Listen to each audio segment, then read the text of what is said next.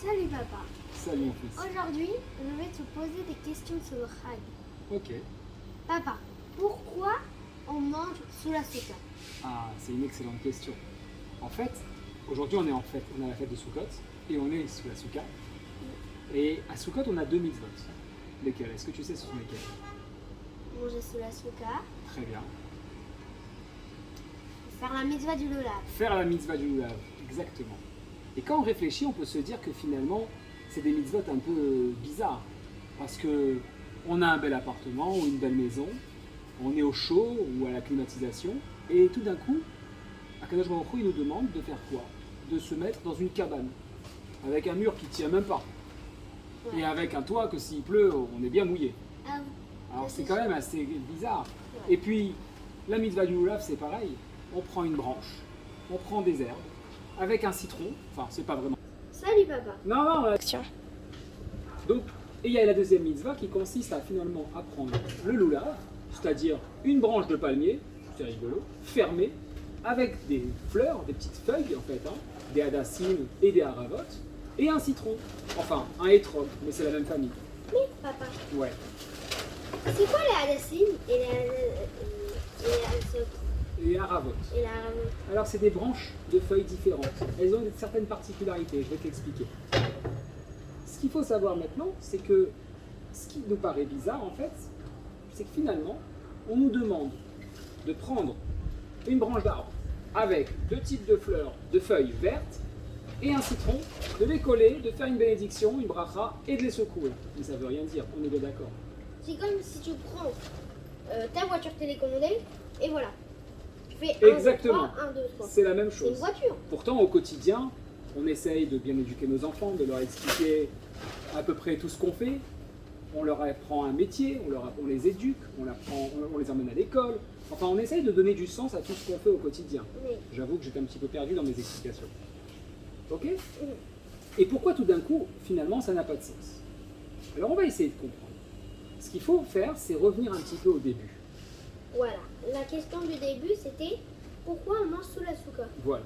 Pour comprendre le début, il faut se rappeler à quelle période de l'année on est. Est-ce que tu sais quelle fête on vient de passer avant Sukkot? C'était le jeûne. C'était le jeûne. Comment ça s'appelle?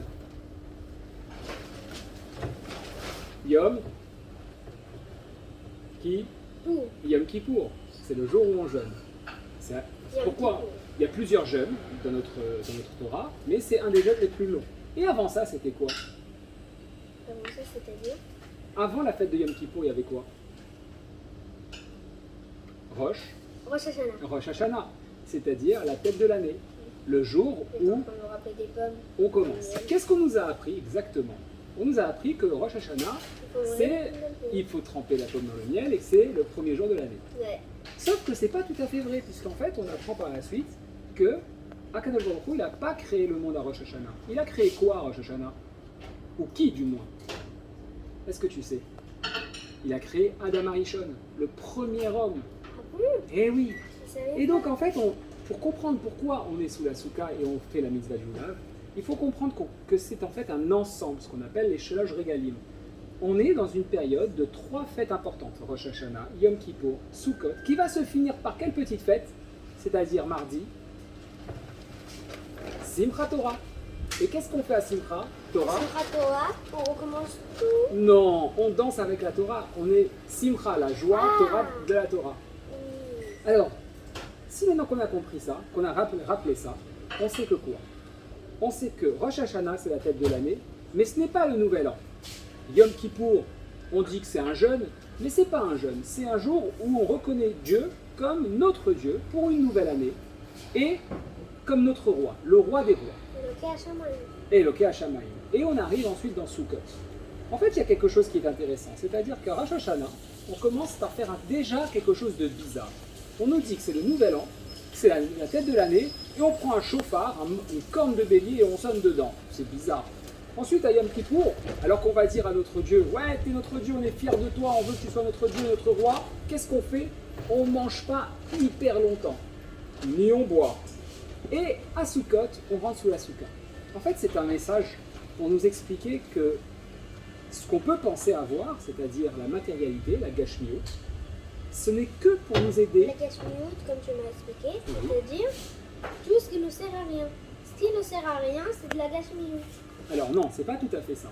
C'est pas ce qui ne sert à rien. Je me rappelle pas d'avoir expliqué ça. Mais c'est pas grave. C'est plutôt tout ce qu'on arrive à visualiser, à toucher. C'est la matérialité. Mais le corps, il est fait de quoi en fait? Et c'est pour ça qu'il y a ces fêtes-là. C'est-à-dire que si on regarde de quoi est composée la matière, que ce soit une table ou le corps humain, il est composé de quelque chose de tout petit quand on prend un microscope, qui va s'appeler l'atome. Ah oui, Et oui, l'atome, autour, il y a plein de petits points, comme on appelle, des électrons. Oui. Donc en fait, un atome, il y a les électrons qui tournent autour, c'est lui qui constitue la matière. Et si on regarde, qu'est-ce que c'est?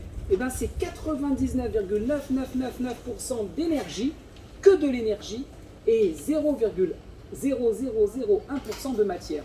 Mais au final, on vit dans un monde qui est que de matière. Et en fait, Hachem, Akadosh Baruch Hu, il veut nous rappeler quelque chose. L'année, elle commence comment? Elle commence par rapport à l'homme. C'est Rosh Hashanah, le jour où l'homme est né. L'homme, c'est d'abord de l'énergie.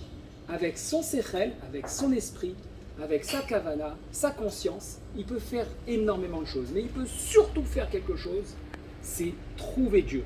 C'est-à-dire se reconnecter à l'énergie qui est l'énergie de base, celle qui a tout créé. Tu comprends? Ce que je veux te dire, ce que tu m'as raconté, c'est vraiment impressionnant, vraiment intéressant. Mais je voudrais savoir pourquoi on doit manger la pomme dans le miel alors, c'est un à Rosh signe, Hashanah. c'est simplement un symbole, c'est pas une obligation. Mais laisse-moi finir, tu vas comprendre. Ah, ok. Donc, on est là, on est fait de matière alors qu'on n'est pas de la matière, on est principalement de l'énergie. Et toutes nos pensées, c'est pas de la matière, on ne peut pas les toucher. On vit avec de la matière, une voiture, une maison, une table, un verre d'eau, un verre de jus. Et finalement, on ne vit que dans la matière. Et comme on sait que c'est pas le principal, parce que finalement, on ne fait pas que ça, sinon à quoi servirait la vie? Ok, on s'achète une super voiture, une moto, un avion, une voiture, une maison, mais ça sert à rien parce qu'un jour on va mourir, on va quitter ce monde. Alors Hachem il te dit, en fait le principal, c'est que tu arrives à te mettre en connexion avec moi pour divulguer la force que tu as réellement. En fait, c'est un secret, c'est comme une chasse au trésor. On a une puissance qui est en nous, qui est énorme. Et Hachem, il veut, Akadosh Baruch Hu, il veut vraiment qu'on la trouve et qu'on se remarie à lui. Laisse-moi finir, tu vas comprendre.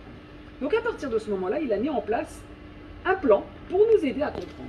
Première chose, on commence par Rosh Hashanah, le jour où l'homme est né, pour te dire c'est de toi qu'il s'agit, parce que mon objectif, c'est toi. C'est rien d'autre que l'être humain. Et on va crier, on va pousser un cri pour se souvenir. La première chose qu'Akadosh Baruch Hu nous dit, c'est l'homme, c'est mon focus. C'est pour ça que j'ai créé le monde. Toute cette matière, elle est faite pour vous, pour que vous puissiez en profiter, mais à la condition à laquelle, c'est que vous soyez avec moi. C'est moi qui suis votre créateur. C'est moi qui ai tout créé, les arbres, le ciel. On l'a étudié ensemble dans Bereshit, le ciel et la terre. Et donc, du coup, qu'est-ce qui se passe? Il faut que vous reveniez à moi. Donc, premièrement, Rosh Hashanah. Ensuite, on va avoir 10 jours de préparation, comme un entraînement. On va s'entraîner parce que nous, on veut à la fin la médaille. On veut faire le concours. Donc, on sait que le premier objectif, c'est quoi?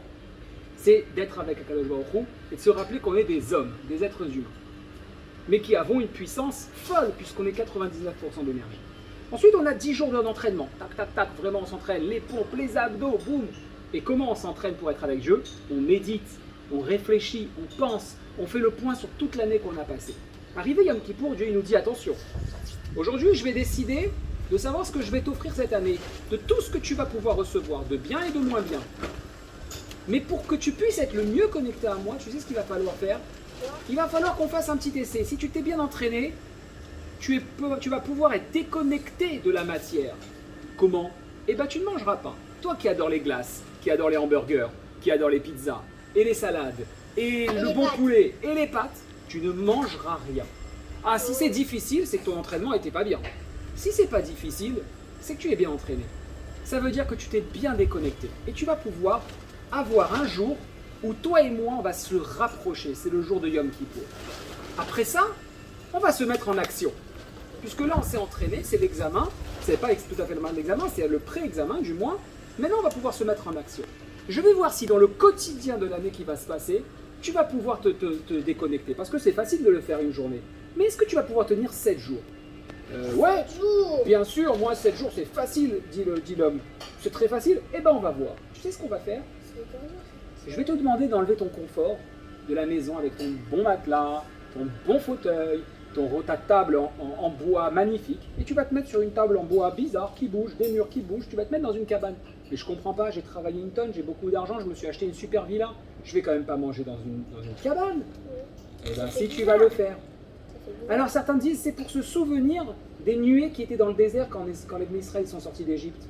Mais c'est pas tout à fait ça, ça c'est joli. Mais en fait, ils sont sortis d'Égypte, ils étaient en esclavage, donc ils étaient tout en bas. Et quand ils avaient les nuées, c'était le méga confort dans le désert. Donc normalement, on devrait avoir justement, on devrait acheter une nouvelle maison tous les Sukkot, si c'était ça. Non, à la base, justement, on descend de niveau et on habite dans une soukha. Et on prend des branches, c'est-à-dire des fleurs, des feuilles, un fruit et une branche. C'est quand même quelque chose qu'Akadosh Baruch Hu a créé, où dedans il y a énormément d'énergie. Et là, on va le secouer. Et on va se rendre compte de choses, on va s'interroger, c'est aussi ça l'examen. C'est aussi ça le test pour savoir si pendant toute l'année on va pouvoir ne pas oublier. Parce qu'on nous dit que le loulav, le hétrog, les haravot et la hadassim, ils représentent le type de personnes qu'on a autour de nous. Eh ben, Et donc du coup, quand on fait ça, quand on est capable de se déconnecter entièrement de ce qu'on pense être la vérité, c'est-à-dire ce qu'on peut toucher, un verre ou pas, et bien alors du coup, on arrive à se rapprocher de ce qu'on a dans la tête, de notre esprit, de notre conscience, de notre énergie, pour se rapprocher à Kadosh Baruch Hu, qui est lui-même énergie. Et à ce moment-là, on finit par quoi? Simchat Torah. C'est quoi Simchat Torah? C'est le jour où on va fêter la Torah. Ah, mais comment, c'est quoi fêter la Torah? Ben, c'est très simple.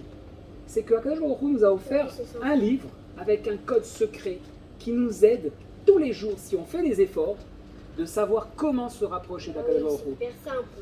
C'est Torah. Tu prends la Torah, tu fais une fête, et voilà. Et voilà. Et donc maintenant on a compris qu'une fois qu'on a commencé par l'objectif premier, nous, l'homme qui est né à Rosh Hashanah, qu'on s'est préparé, on s'est entraîné pendant 10 jours, qu'on a discuté et médité avec Dieu, où on a montré qu'on était capable de se séparer de notre corps et donc de se décrocher de ce qu'on avait l'habitude, qu'on a fait encore des preuves pendant 7 jours de manger dans un endroit qui n'est pas très confortable, où il y a du vent, du bruit, etc. Et s'il pleut, on a toute la pluie sur la tête.